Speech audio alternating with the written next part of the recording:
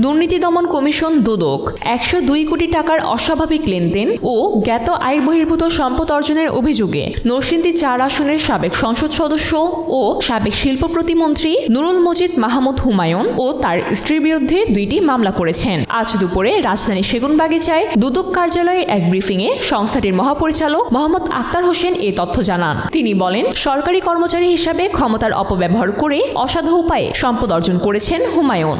দুদকের অনুসন্ধানে দেখা গেছে নুরুল মজিদ ও তার মালিকানাধীন প্রতিষ্ঠানের নামে 13টি ব্যাংক হিসাবে অস্বাভাবিক ও সন্দেহজনক লেনদেন হয়েছে। অন্যদিকে তার স্ত্রী নাদিরা মাহমুদের বিরুদ্ধেও অভিযোগ আনা হয়েছে। মামলার এজাহারে বলা হয়েছে, স্বামীর প্রভাব ও আর্থিক সহায়তায় তিনি জ্ঞাত আয়ের সঙ্গে অসঙ্গতিপূর্ণ সম্পদের মালিক হয়েছেন। দুদক এই 2 আসামির বিরুদ্ধে দুদক আইন 2024-এর 27-এর 1 ধারা, দুর্নীতি প্রতিরোধ আইন 1947-এর 5-এর 2 ধারা, মানি লন্ডারিং প্রতিরোধ আইন এবং দণ্ডবিধির 109 ধারায় মামলা করা হয়েছে।